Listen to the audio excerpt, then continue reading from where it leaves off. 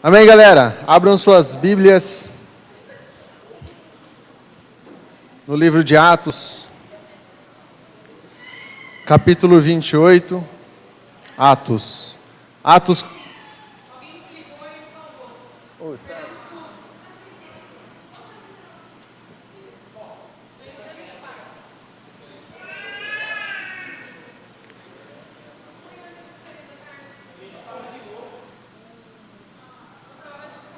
Tá.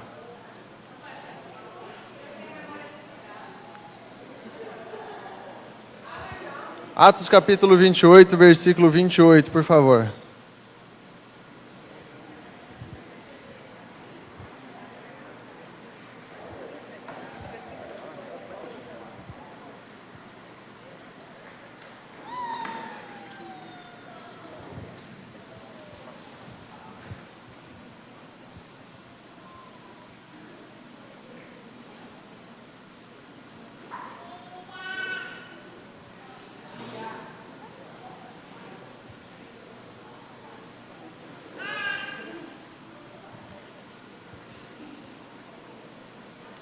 Muito bem.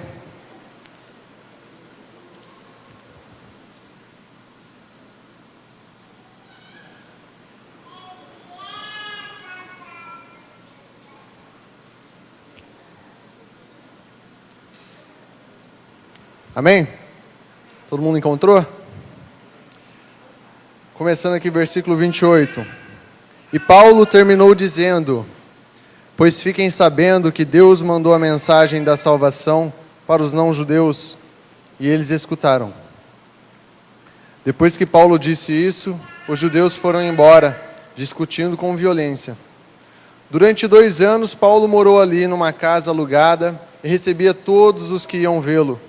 Ele anunciava o reino de Deus e ensinava a respeito do Senhor Jesus Cristo, falando com toda a coragem e liberdade. Amém? Senhor, obrigado pela Tua palavra, Pai. Obrigado porque ela tem sido luz para os nossos olhos. Ela tem nos guiado a uma vida séria contigo, Pai amado. Ela tem nos guiado a uma consciência do Teu reino, uma consciência da Tua verdade, Pai. Peço que o Senhor nos guie mais ainda essa noite, que nós possamos estender mais ainda a nossa tenda e seguir mais ainda adiante no Teu caminho, Pai. Em nome de Jesus. Amém. Gente, logo pela tarde a Nani trouxe a mensagem aqui pra gente. Lia. Isso. Ela fez isso na célula também. E a Nani trouxe pra gente 2 perguntas. O que é de bom pra gente ser cristão? E o que é de bom para a gente estar aqui na comunidade, né? Nós levantamos, cada um falou um ponto, vários tópicos aí. Todo mundo achou muito legal. Nós achamos todos os pontos positivos. Por que a gente acha legal estar aqui? Por que a gente acha legal ser de Jesus? Pertencer a Cristo, né? E foi muito bacana, porque às vezes a gente olha e não vê coisas positivas, né? Às vezes a gente fica desanimado e olha e fala: nossa, eu vou lá na igreja de novo. Mas isso, o que aconteceu à tarde, foi um grande motivador, né? Muitas vezes a gente vive a nossa vida rotineira e acaba esquecendo do princípio do que nos encantou a estar com Cristo, a estar na comunidade, né? Mas beleza. Põe o slide para mim, por favor.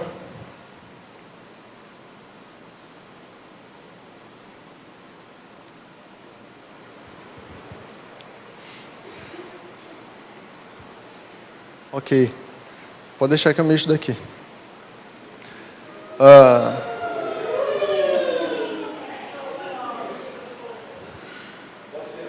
Pode. Obrigado. Eu vou mostrar para vocês hoje algumas pessoas. Talvez eu vou apresentar e talvez eu vou só lembrar vocês que essas pessoas existem. Eu não vou aprofundar detalhadamente na história de cada pessoa, mas eu vou só passar por cima.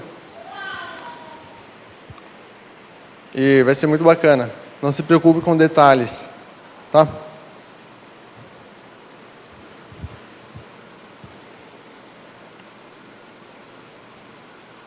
Grandes nomes. Não são grandes nomes, Gestionete, não é isso. São grandes nomes famosos, né? Isso. Só que a gente vai fazendo uma dinâmica, tá bom? Quem é esse? Eu já dei uma dica. Quem é esse? Não.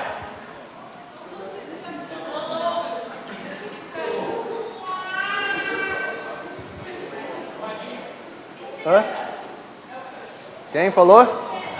Estevão, muito bem.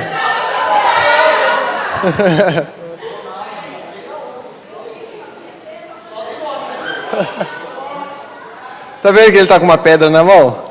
É o Estevão, olha lá. Primeiro mártir cristão. Um dos primeiros diáconos.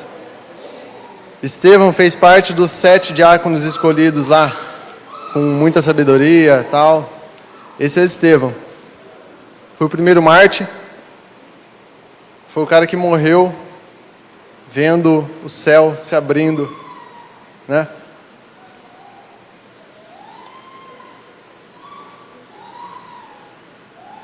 Quem é esse?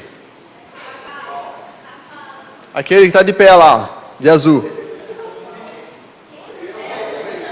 Quem? Felipe. Felipe? Essa é uma ilustração do Felipe e o eunuco, né? Deus enviou uma mensagem a Felipe para ele ir até a estrada, né? E nessa estrada ele encontrou o eunuco dentro da carroça, lendo o Isaías 53 em voz alta, né? Aí ele correu na carroça assim e falou: você está entendendo o que você está lendo? Aí o eunuco falou: não estou entendendo, sobe aí, explica para mim. Né? Aí parou perto de uma poça d'água lá e batizou o cara. Não é verdade? Um grande homem também. Depois disso ele foi transladado para outra região. Então ele foi... O etíope, verdade, o etíope, depois de muito tempo, onde os missionários foram pregar na região da África, né? Na região da África, os missionários foram para lá com a esperança de pregar pela primeira vez para os povos de lá, né? Mas receberam a surpresa de que esse etíope lá já tinha feito toda a região e o pessoal já conhecia o Evangelho. Então, através de uma mensagem aí, Felipe foi lá e aconteceu tudo isso.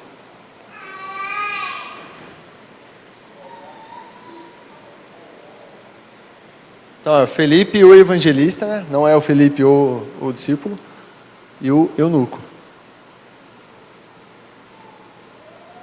Quem é esse? O Pai Eterno.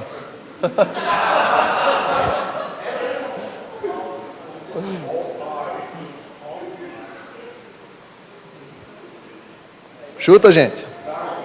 Darwin, não. Paulo, muito bem. Paulo de Tarso, apóstolo, dispensa apresentações, né? Quem estava na célula vai lembrar disso daqui agora. Prisioneiro Paulo. Prisioneiro Paulo. Né? Isso. Então, quem quiser assistir uma pregação excelente sobre a vida de Paulo, Hernandes Dias Lopes tem lá, conta a vida inteira de Paulo. E no final ele faz um final tremendo aí, emocionante, cara. É?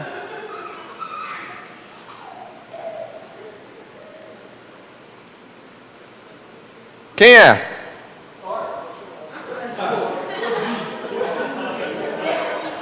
Você está chutando assim os discípulos?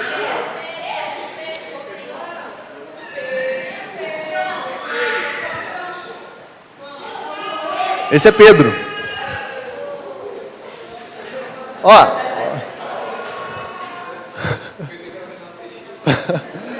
O legal foi assim, ó, eu estava pesquisando a foto dos caras, né?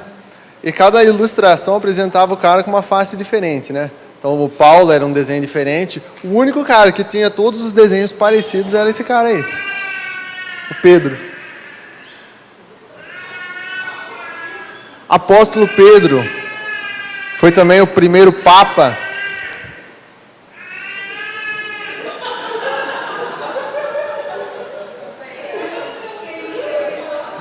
Ó, na cela foi a mesma coisa. Hã? O apóstolo Pedro, né? Andou junto com Jesus, tal. Ah, essa é foto? Tem Photoshop, né?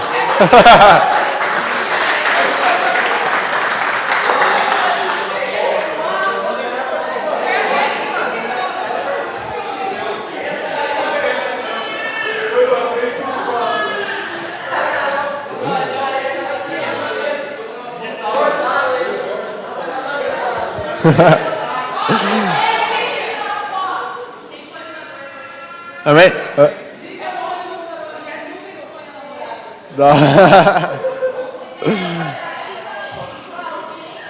Amém?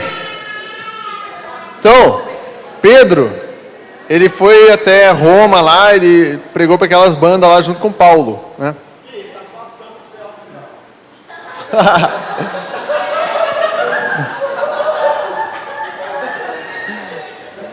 Então Pedro ficou ali por Roma mesmo, ele foi o primeiro Papa da Igreja Católica, né? Um grande homem também. Quem é esse? Esse é João.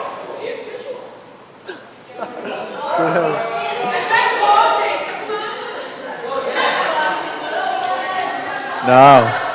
Esse é João mesmo, João.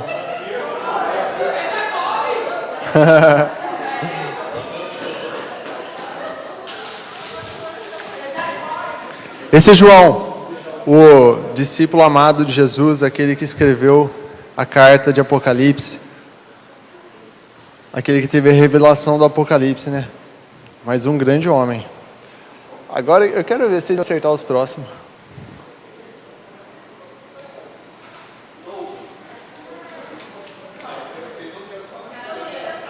Você sabe, pode falar.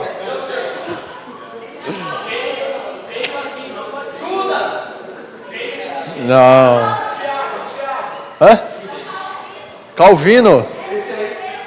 Não, senhora. Uma dica. Esse é pós-bíblico.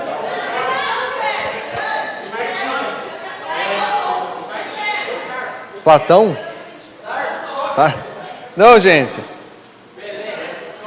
Aurélio Agostinho, vulgo Santo Agostinho, um grande filósofo, grande pensador e influenciador da igreja. Vamos para o próximo agora. Tempo. Ó, eu vou dar uma dica. Todo mundo ou leu o livro dele ou assistiu o filme. Não.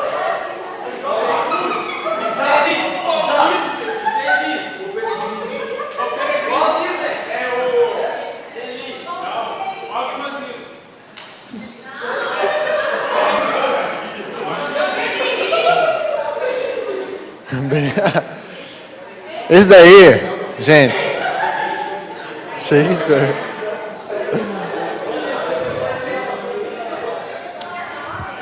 John Bunyan. Gente, ele escreveu o livro O Peregrino. Esse livro é velho pra caramba. E uma coisa engraçada, pessoal, oi.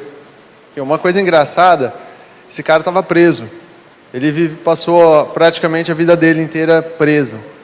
Por quê? Porque chegaram nele e falaram assim, ó, você vai continuar falando de Jesus? Aí ele falou, vou. Então a gente vai levar você preso. Aí os caras falaram para ele assim, você vai parar de falar de Jesus? Se parar, a gente deixa você solto. Ele falou, não, vou viver preso então. Então, passou a maior parte da vida dele preso, porque ele falava de Jesus. Esse cara, ele só sabia gramática, só sabia escrever, não tinha estudado nada. Escreveu mais de 60 livros que são estudados até hoje, né? E um dos relatos dele mais assim que dói quando a filha mais velha dele nasceu, e foi visitar ele na cadeia, né? Aí ele disse que é como se tivesse arrancado um pedaço da carne dele, que ele viu e não podia fazer nada. John Bunyan.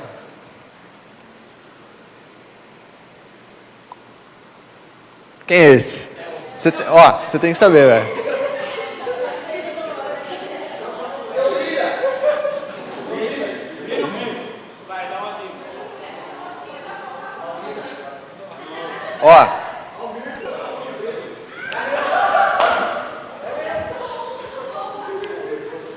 Esse cara aí é o maior influenciador de missionários.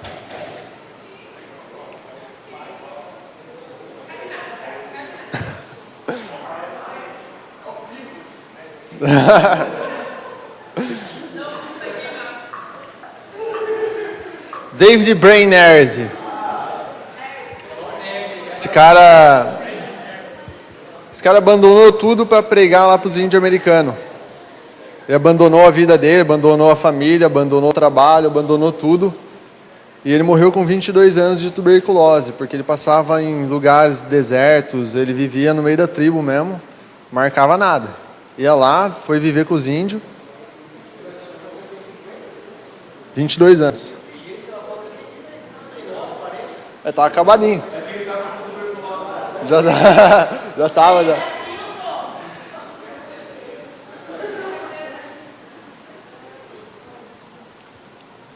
Quem é esse? Abraham Lincoln. Não.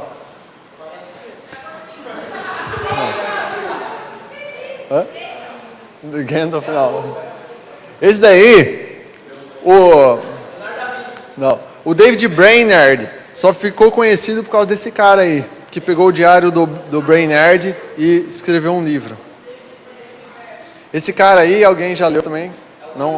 Não é desconhecido, mas ele é o Jonathan Edwards. Os escritos mais famosos dele são Pecadores na Mão de um Deus Irado e As Resolutas de Jonathan Edwards. Gente, isso daí é tudo... Oi. Quando o Jonathan Edwards escreveu Pensadores nas Mãos de um Deus Irado, ele leu é um sermão. Ele leu na igreja. E a igreja estava lotada, ele subiu no palanque e leu. Só leu. Mas ele ia lendo e o Espírito Santo ia tocando nas pessoas, elas iam se arrependendo dos seus pecados, iam pedindo perdão a Deus, iam confessando seus pecados publicamente, chorando, quebrantadas. Só ele lendo o sermão dele sem parar, sem música no fundo, sem apelo, sem nada. Ele simplesmente leu Pecadores nas Mãos de Deus Irado e começou a ler o sermão e as pessoas iam se quebrantando e entregando a vida para Deus. É isso aí. E antigamente era tudo lido, gente. Antigamente não tinha que... Você vai ser pelos pés. Entendeu? Não tinha. Era lido aqui, ó, o cara lendo. Próximo. Quem é? Martinho Lutero.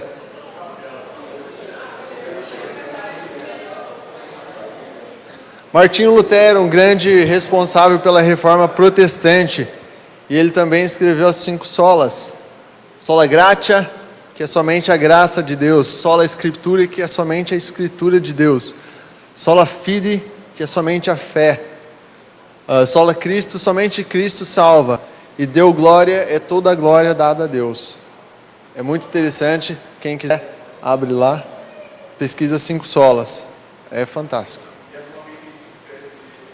As 95 teses também. E ele compôs aquele castelo, Ah, é? Eu não sabia. ele escreveu aquela frase dizendo que toda doutrina que não seja baseada nas escrituras deve ser considerada, mesmo que faça viver milagres todos os dias. Essa frase é dele. Chique. Ele era bispo da Igreja Católica da Alemanha. Westminster.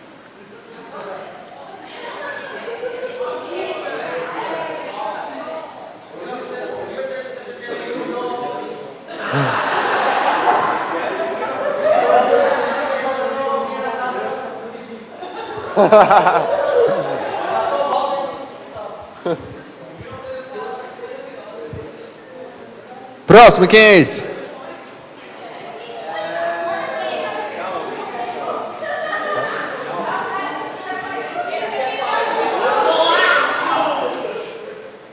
Esse é o famoso João Calvino. Olha lá. Tá vendo que ele está fazendo assim, ó?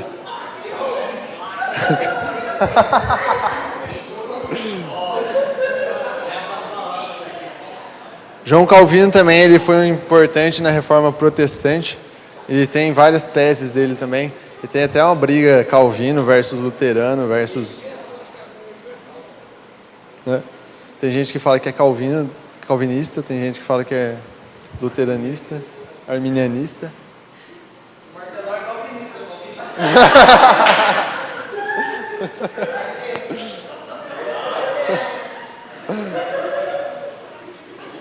Quem são esses?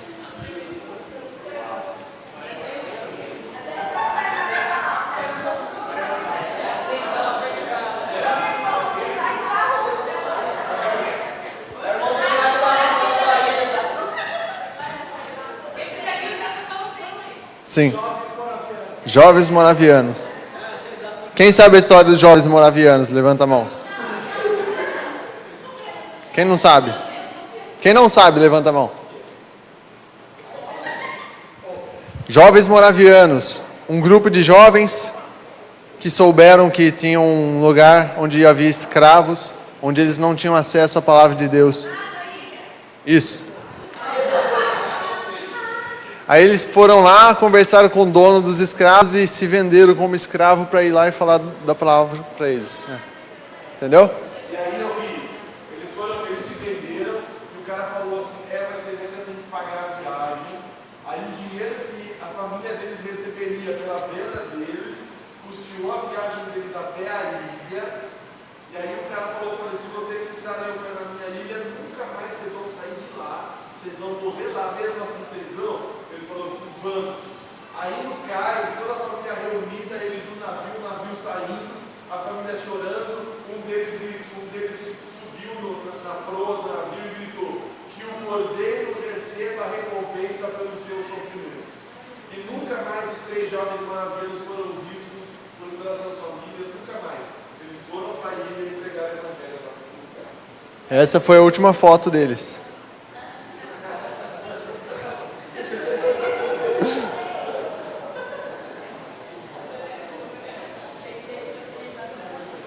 Quem é esse? Billy Graham. Billy Graham. O cara tá vivo ainda, gente. Esse cara pregou para mais gente do que qualquer um na história. Ele tem as famosas cruzadas dele que ele faz, né? Então o cara, para ele pregar, ele vai no estádio de futebol, lota, né? Então ele já pregou quase todo mundo aí para muita gente. Por que não sumiu? Eu vi ele pregar. Você já viu? No Pacaembu. Olha lá. Fui lá, uma pregação simples, tranquila, ele fez apelo e 20 mil pessoas entraram no YouTube. Esse é o naipe do cara. Quem é esse? Carlos Queiroz. Carlos Queiroz.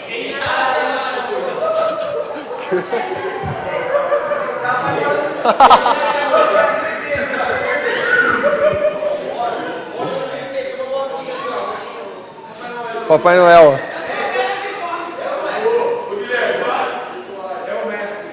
É o mestre dos magos esse. Esse cara aqui é o Carlos Queiroz, ele é pastor. E nós conhecemos ele ano passado, né? A Roma dormiu. E esse cara aí simplesmente ele faz muito trabalho social. Ele é de Goiás. De Goiás não. Fortaleza, isso. E ele leva as pessoas para morar na casa dele. Tipo, tem mendigo na rua? Vamos morar. Ele leva as pessoas para morar na casa dele. E lá eles fazem todo o tratamento, tal, conversa. E dessa forma ele prega o evangelho. Carlos Queiroz, Livres 2015. Isso é foto, viu? Quem é esse? Piper. John Piper pregando. John Piper pregando na Conferência Livres. Acabou de ler aqui. Pois o Senhor vai se levantar como se levantou. Saiu fora.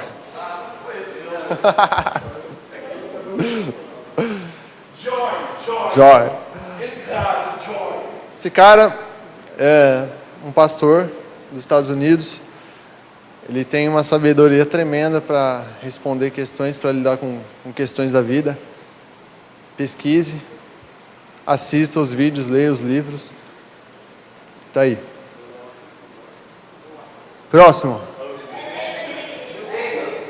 Kivitz.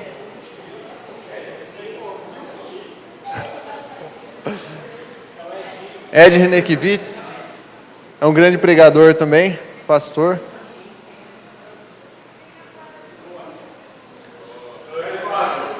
Caio Fábio. Quem já assistiu o Caio Fábio? Quem nunca assistiu o Caio Fábio? Não vai assustar quando assistir. O RT Blitz, ele é pastor da Igreja Água Branca de São Paulo, ele é o autor da série de vídeos Talmudim, autor do livro Talmudim, ele é presidente da Missão Integral brasileira, um dos maiores pensadores de filosofia e teologia da nossa época. Pastor Caio Fábio, pastor presbiteriano desde a década de 70, foi líder da Associação Brasileira Evangélica durante mais de 20 anos, presidente da EBV, da Casa do Cuidado, visita em presídio, autor de mais de 40 livros, tem um programa na BNTV. Isso que é fã, meu. Meu amigo pessoal. Paul Washer. Paul Washer, ele é bem incisivo nas pregações dele. Você vai assistir a pregação dele e ele vai falar para você que você vai para o inferno se você não mudar de vida. Né? Então, só que o trabalho do cara é um trabalho que não é mole com ele. Ele foi na Colômbia, passou boa parte do tempo na Colômbia, morando no meio do mato lá, pregando o evangelho. O cara tem uma experiência de vida, assim, tremenda. O que ele viu tornou as pregações dele hoje. Ele tem uma pregação muito rígida para a igreja. Mas para a missão é um cara amoroso. Ele tem o Instituto Coração que Chora. Quem é essa?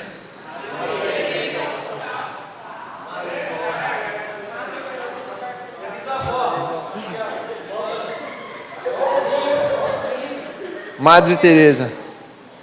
Grande mulher, grande referência em questão de amor, de questão de ajudar o próximo. Ela queria ir para a Índia pregar o Evangelho e a Igreja Católica não queria deixar. E ela queria ir, ela teimou, ela fez de tudo para conseguir que o arcebispo desse autorização para ela. A Igreja Católica não deu autorização, ela mandou a Igreja Católica ir dormir e foi mesmo assim. E ela passou mais de 40 anos na parte mais pobre da Índia, simplesmente dando carinho, alimento e afeto para as pessoas que estavam morrendo. Então, mais de 20 mil pessoas morreram no colo dela, as pessoas estavam morrendo e ela ia dar carinho na hora da morte da pessoa, pessoas que sofreram a vida inteira, e ela achava que a missão dela era tentar oferecer algum conforto para a pessoa, mesmo que fosse na hora da sua morte. Então ela ia, fazia carinho e dava a distribuição da pessoa, mesmo quando a Igreja Católica apoiou assim, a presença dela lá. Então, a mulher de Deus, fantástico. Quem? Bispo Zezinho? Não coloquei mesmo. Bispo Zezinho? Bispo Zezinho missionário na Índia, gente. Todo mundo conhece. Isso aí. Opa. Não era para aparecer. Aí. Daí. Beleza. Não, pode deixar isso daí.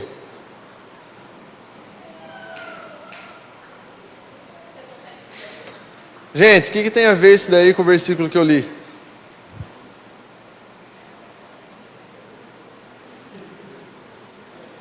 Nada.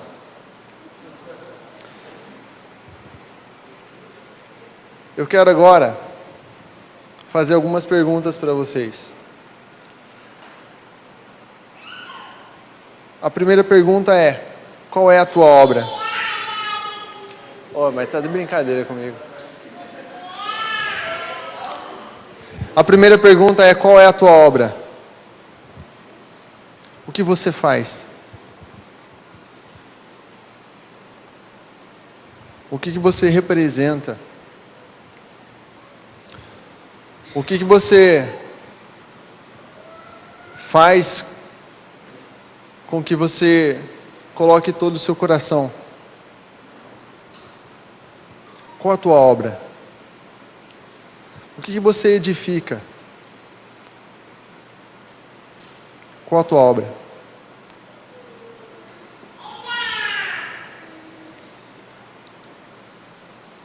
Segunda pergunta: qual a sua história? O que você está escrevendo desde o começo da sua vida até hoje? O que você tem escrito? Não escrever literalmente, mas que rumo tem tomado a sua vida? Qual a obra que você tem escrito na sua vida?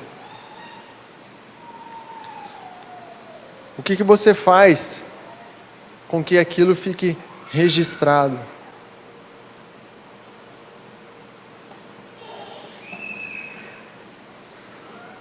Pressupondo já que vocês já sabem que vir no culto todo domingo e todo sábado não está valendo, ok?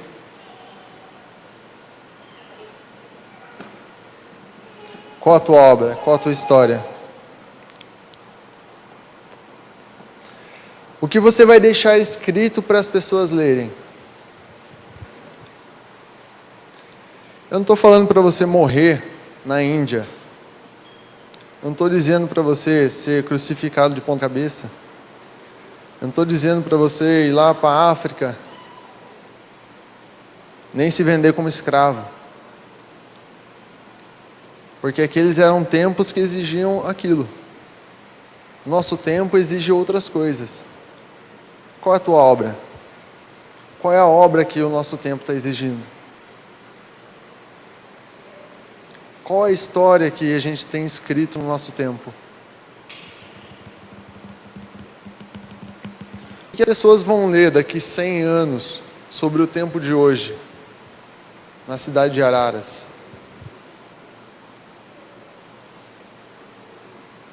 O que você tem feito? Quando eu falo você, é você aqui também. Então, nós. O que nós temos feito? Qual é a nossa obra? Qual é a nossa história? O que a gente vai escrever? Tudo que a gente sabe hoje, tudo que a gente aprendeu, tudo que a gente vem pregando e vem ensinando, foram histórias escritas por essas pessoas que a gente viu agora. Calvino, esqueci do Spurgeon,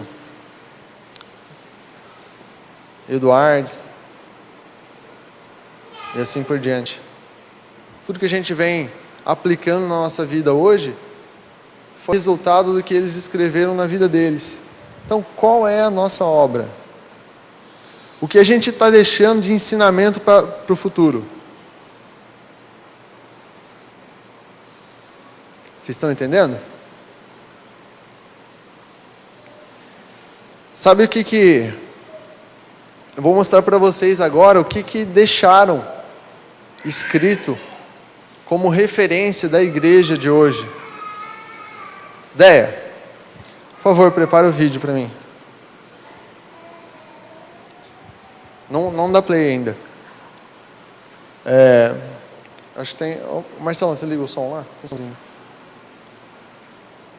Isso que vocês vão ver no vídeo, vocês vão perceber que as pessoas vão falar, algumas não têm conhecimento de nada, mas tem aquele velho ditado, né? Contra sentimentos não há argumento. o que elas vão falar é aquilo que elas sentem, e é tudo aquilo que elas acham. Qual é a obra que deixaram para elas? O que elas leram, o que elas ouviram? Isso reflete hoje o que a gente tem que mudar. Pode dar play.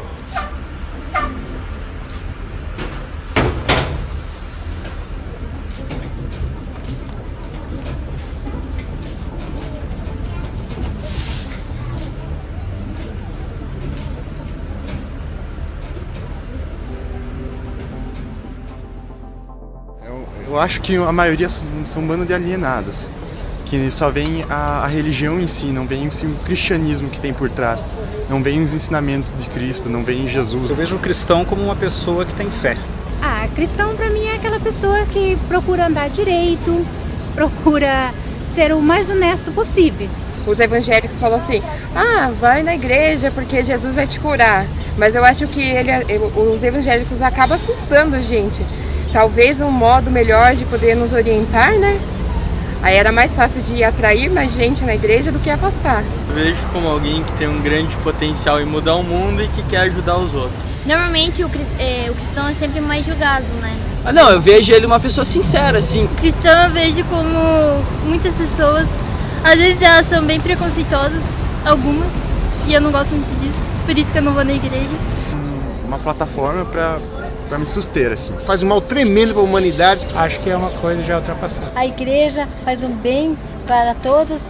Eu acho que quem não vai na igreja não acredita em Deus. Não gosta da igreja. O povo se aliena com essa tragicomédia e o efeito um sedativo para suas próprias misérias. E quando nos damos conta, estamos num picadeiro pintados de palhaço rindo de nós mesmos.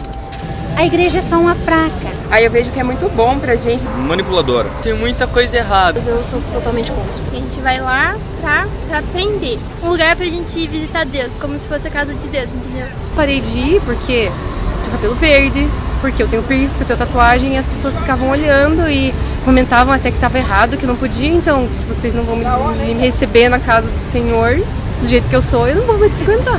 A cola que une os cristãos, que fazem os cristãos terem comunhão, é o amor de Jesus Cristo. E isso se chama igreja, verdadeiramente. Não a instituição, mas a comunhão de pessoas. Porque através do amor de Jesus nós temos comunhão com Jesus.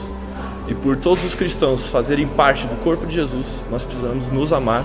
Porque nos amando, nós amamos a Jesus Cristo. Razão do meu viver, assim. Um profeta aí. Não sei se vale a pena acreditar. Como eu vejo Buda. Jesus é tudo pra mim, né? Uma pessoa que tem que fazer o bem. O cristão para mim é aquela pessoa fiel que segue a Cristo, né? Aquele que está sempre ligado a Cristo. Uma luz na vida de muitos aí que estão ao redor, no trabalho, no colégio. São exemplos. O verdadeiro cristão é aquele ser iluminado. O cristão de hoje em dia, talvez de sempre, para mim a maioria são falsos.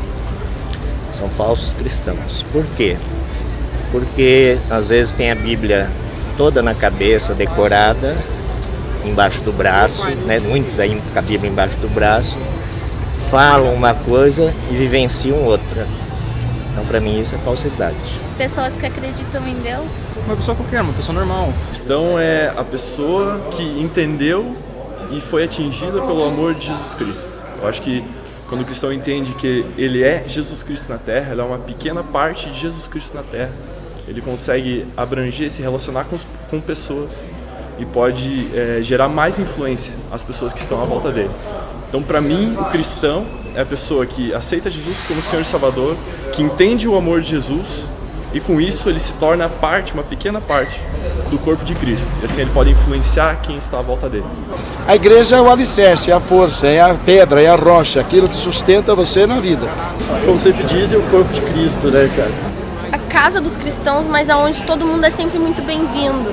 Um grande comércio da fé é enganação, a maioria delas. Na minha igreja, as pessoas fazem aquilo pra catar dinheiro dos outros. Elas pegam dinheiro de propósito, colocam óleo na cabeça das pessoas pra dizer que aquilo é verdade, porque aquilo tudo é mentira, só para elas pegarem dinheiro e construírem coisas que não prestam, coisas que não precisam na sociedade. Que muitas vezes mais atrapalha do que ajuda o ser humano. Casa de Deus, onde você vai adorar Ele. Bom, acho que a igreja eu vejo como um refúgio. Hoje em dia o que eu vejo mais que uma igreja seria uma empresa. Bom, na verdade eu vejo como uma pessoa normal. Mas eles tentam arrastar a gente junto, sabe? De alguma maneira, isso é meio estranho. Um fanatismo. Em geral, eu considero eles umas pessoas muito preconceituosas, assim. Ah, cara, é uma pessoa normal. Um cristão é uma pessoa indiferente. O cristão é uma pessoa que procura, vamos dizer assim, um apoio para não fazer coisas erradas. Pessoas que precisam de uma base para poder viver. Uma pessoa alienada. Pessoa, acho que normal, cara. Como pessoa alienada. Como uma pessoa que segue uma religião, que acha que o que ele crê é fato. O cristão hoje é uma pessoa que está numa situação um tanto perdida. Ele é uma pessoa religiosa. O único povo cuja motivação é o amor. É a única maneira que você tem, tipo, se você tem um problema, você sempre chama, ai meu Deus, me ajuda, o meu Jesus, sei lá como é que fala. E foi uma pessoa muito boa que passou pelo mundo. Não sei nem se eu acredito que ele existiu um dia. E que me faz levantar todos os dias e eu tenho muita fé. Ele foi e continua sendo uma pessoa muito forte, assim, Que é uma força maior, assim, sobre nós, que a gente tem que ter fé em alguma coisa, então serve pra isso. É o que não pode faltar na vida do ser humano hoje. Eu vejo Jesus como meu irmão. Você não precisa acreditar que ele existiu propriamente, mas seguir os exemplos que estão na Bíblia, cara, pra mim é essencial. Aquele que fez o que ninguém fez. Morreu por mim e por você. Uma pessoa normal, como qualquer outra. Não tenho ideia. como uma pessoa que não é nada do que realmente falam que ele é. Um cara que a gente tem que crer nele pra gente poder fazer as coisas certas. E ele é muito importante pra gente fazer tudo certinho. Assim o mundo sendo melhor pra todo mundo. A base de tudo, né? Deixou de ser utilizado para essa mensagem de amor e passou a ser utilizado como um meio de arrecadar dinheiro das pessoas. É um cara legal, só que é uma pessoa que todo mundo diz, mas ninguém segue o exemplo dele. Todo mundo fala, todo mundo tem que ser Jesus, mas ninguém ama o próximo, ninguém nem respeita os 10 mandamentos. Então o que adianta ele ser um cara legal se todo mundo fala dele e ninguém faz o que ele faz? A igreja rouba todo mundo. Parece que é uma maneira de tirar dinheiro das pessoas. Como um refúgio, né? Odeio igrejas. É uma rotina, tipo, todos os dias que você vai é a mesma coisa. É o melhor lugar pra você ficar na face da terra, cara. A igreja faz parte do sistema capitalista, tá aí só pra explorar todo mundo e pegar dinheiro. A igreja é um lugar que tem bastante enganação. É uma fonte aí de renda. Como a casa de Deus, né? Onde todo mundo pode ser acolhido, todo mundo pode ser o que você quiser. Uma massa que tenta pregar uma coisa para as pessoas, mas só em busca de dinheiro. Um centro de alienação? Que tá aí pra roubar, assim, tirar a grana das pessoas. Isso é muito importante para a família, para poder falar o que deve fazer e o que não. É bom para a educação também das crianças. Uma instituição que está num processo de crise. A igreja tem buscado renovação, mas acho que ela não está conseguindo acompanhar todas as tendências desse mundo moderno. A igreja, de certa forma, se distanciou muito, principalmente do jovem. Acabam fechando a mente das pessoas e acabam julgando. Já fui chamada uma vez para ir numa igreja e bem no meio do culto o pastor começou a falar mal de homossexuais, assim, eu saí na hora da igreja, assim. Então eu acho que hoje em dia a grande maioria é ruim, tem mensagens pesadas e desnecessárias.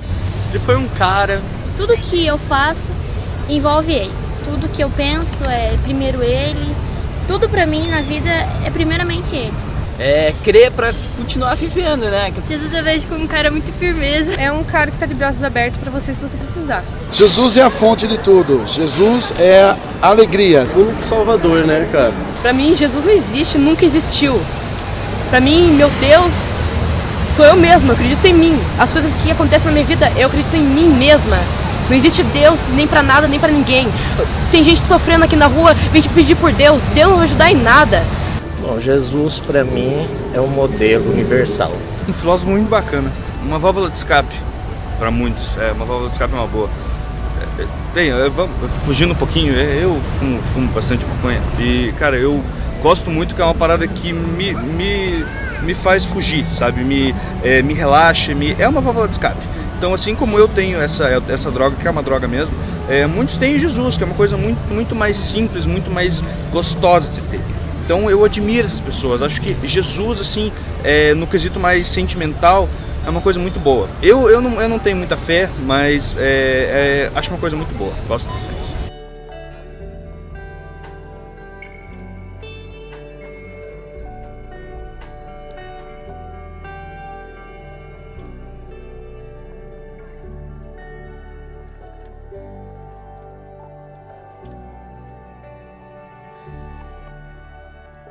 Qual a tua obra? Qual é a sua obra? Isso é uma pesquisa recente. Isso é o que os outros que não conhecem de fato o Evangelho pensam. Isso é verdadeiro. Isso é o que eles sentem. Apesar de a maioria não ser a verdade, é o que eles sentem. Qual é a nossa obra?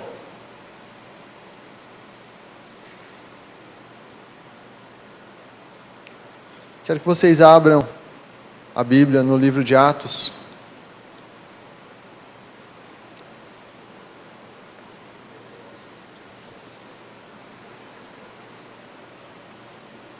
Abram as suas Bíblias no livro de Atos, capítulo 29.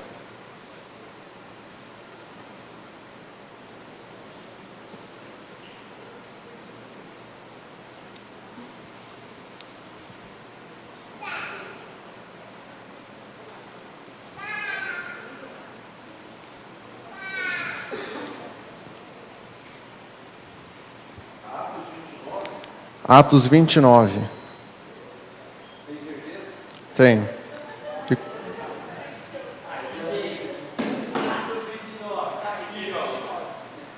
Menos Isaac.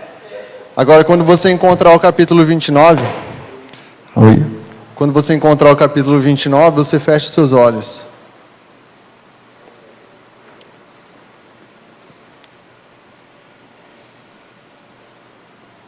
E eu li o capítulo 28, o final do versículo do capítulo 28, justamente por causa disso. O livro de Atos é o único livro que não acabou. O livro de Atos é o livro que conta a história pós-Bíblia. E o capítulo 29 é o capítulo que você vai escrever. O capítulo 29 é o capítulo onde você vai mudar a história dessas pessoas que a gente viu agora. Onde você vai mostrar a verdade. Onde você vai iluminar o caminho dessas pessoas. O capítulo 29 é onde você vai mostrar para eles que a igreja não é um local de pessoas alienadas. A igreja não é um local de pessoas preconceituosas. Mas é um local onde a gente dá o amor, onde a gente mostra a salvação e onde a gente tem a plena liberdade. Feche seus olhos. Vamos orar ao Pai.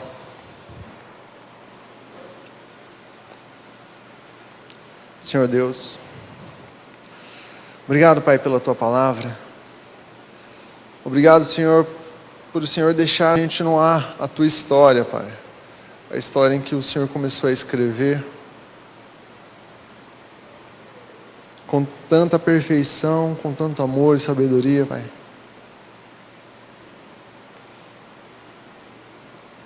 Senhor, peço que o Senhor nos perdoe por muitas vezes a gente continuar a história de maneira errada.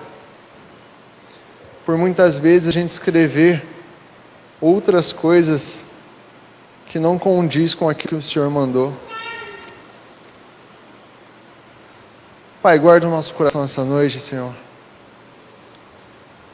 Que a gente possa sentir e fazer parte desse movimento, Pai. Que nós possamos ter a plena consciência em que nós temos que continuar a história, Pai. Em que o capítulo 29 está na nossa responsabilidade de escrever, Pai amado. Nos ajude, Senhor.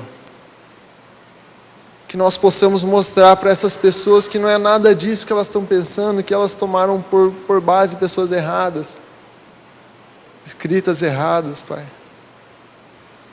Mas que nós possamos escrever o Teu amor,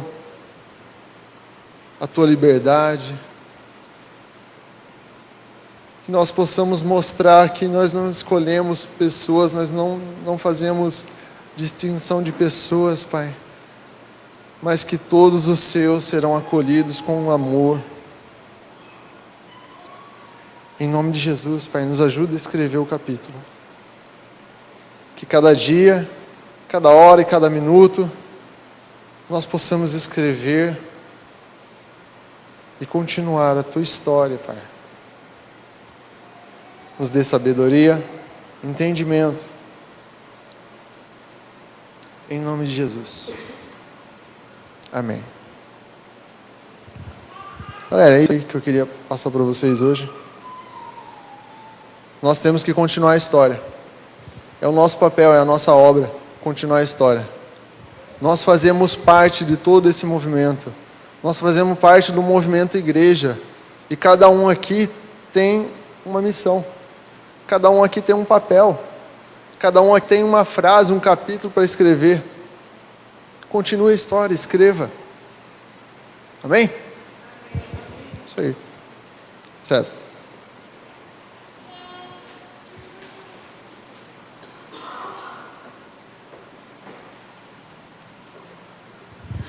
Amém? Uma vez eu fui pregar numa igreja em Matão. E eu estava lá falando lá, que é o que eu fui fazer, né? E era um culto, uma conferência de avivamento. E aí eles me chamaram para pregar numa conferência de avivamento. E assim, eu não sou lá muito chulabacanta, né? Eu sou mais sossegado, né? E lá eu estava falando para eles sobre avivamento, o que é avivamento, né? E também sobre o que é evangelismo. E também sobre o que é obedecer a Deus. E também sobre o que significa orar pedindo, Senhor, levanta-nos nessa geração para nós fazermos a nossa parte. Ou de repente o que significa, Senhor, nós queremos continuar, nós queremos escrever o livro do Atos dos Apóstolos. E eu fico vendo tudo como se fosse um jogo de damas. Quem sabe jogar damas? Ou xadrez. Tanto faz. Quem começa? As peças brancas. Então é como se você tivesse, na sua vida espiritual, é como se você tivesse sentado numa mesa com Deus, com um tabuleiro de xadrez, de dama, tanto faz. E Deus estivesse sentado do outro lado. E Ele faz o primeiro movimento. Ele envia Jesus. O que é que você faz? Aí Ele envia Jesus, olha para você, bate no reloginho e diz, é a sua vez. Aí você vai e aceita Jesus. Aí você vira para Deus e diz, agora é a sua vez. Aí Deus vai e te dá o Espírito Santo, e bate no reloginho, e diz para você, agora é a... E o que a gente faz? A gente fica orando, pedindo para Deus fazer o que a gente devia fazer. Deus nos deu salvação, e Deus nos deu o Espírito Santo. E Ele está sentado do outro lado da mesa, olhando para você e dizendo, agora é a sua vez. Esses homens que o Guilherme mostrou, foram homens que olharam para Deus, Deus olhou para eles e disse, agora é a sua vez, eles disseram, ok, Senhor, e fizeram aquilo que foram chamados para fazer. Qual é a diferença entre eles, entre o Tolkien, entre o C.S. Lewis, entre Hudson Taylor, entre o Billy Graham, entre John Calvino, Armínio, entre os homens do avivamento da Rua Azusa? Qual a diferença deles para nós? A única diferença é que nós estamos esperando Deus jogar duas vezes. Eles fizeram o que tinham que fazer. Nós estamos dizendo, Senhor, é a sua vez. Deus está dizendo, não, é a sua vez. Nós estamos dizendo, Senhor, me levanta. Ele está dizendo, não, eu já levantei você, agora é a sua vez. Nós estamos dizendo, Senhor, me enche do Espírito Santo. Ele está dizendo, eu já enchi, agora é a sua vez. Vai e faz, vai e usa o que eu te dei. Nós estamos dizendo, Senhor, me dá um novo ânimo, me capacita. E Deus está dizendo, não, agora é a sua vez de jogar. Não é a minha vez. Eu não vou fazer mais nada por você até que você faça a sua vez. A diferença de todos esses caras que o Guilherme falou para nós é que eles jogaram na vez deles e nós não estamos jogando. Nós estamos só esperando. E nós estamos dizendo: Senhor, Senhor, Senhor, por favor, Senhor, vem, Senhor. E Deus está dizendo: não, eu já joguei, agora é a sua vez. E nós fazemos parte de uma história sangrenta demais. Sangrenta, não estou falando da Inquisição, não. Estou falando de homens e mulheres do Evangelho que foram mortos ao fio da espada por leões, que são mortos na China, são mortos na África, são mortos no Nordeste brasileiro, são mortos no Vale do Jequitinhonha, que são mortos nos interiores de Minas Gerais e ninguém sabe. Homens que são mortos e que têm a sua vida derramada em sangue porque creem em Cristo e pregam o Evangelho. Nós legamos uma história linda demais e nós não podemos ficar onde nós estamos dizendo para Deus que é a vez dele. Agora é a nossa vez. Você quer ser cheio de Espírito Santo? Então joga a sua vez. Você quer ver a sua cidade ser do Senhor Jesus? Então faça a sua parte. Agora é a sua vez.